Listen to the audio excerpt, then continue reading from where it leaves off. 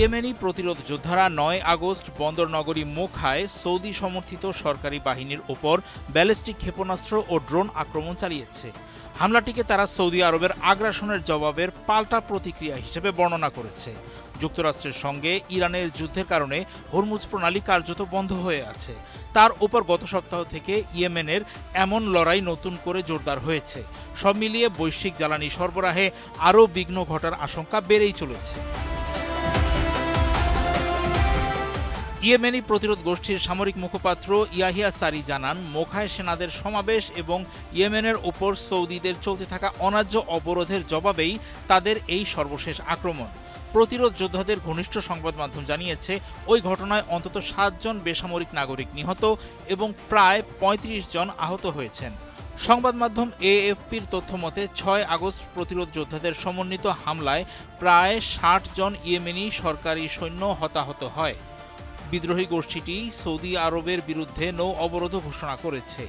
তারা লোহিত সাগর ও তার আশেপাশের জাহাজগুলোকে লক্ষ্যবস্তু বানিয়েছে।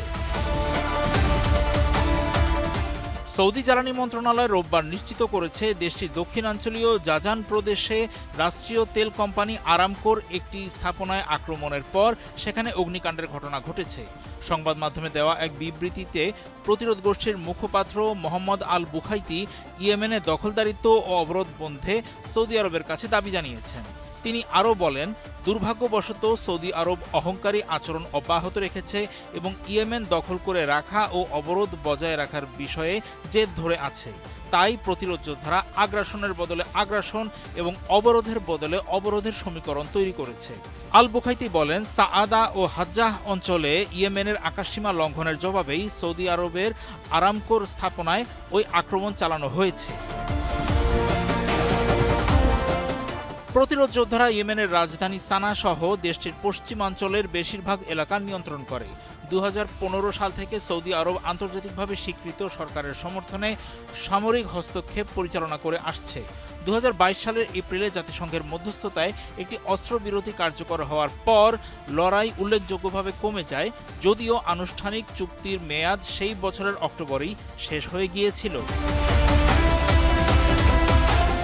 চলতি লড়াইয়ের সূচনা হয় ১৩ জুলাই। ওই দিন ইয়েমেনের সরকারি বাহিনী সানার বিমানবন্দরের রানওয়েতে বোমা হামলা চালায়।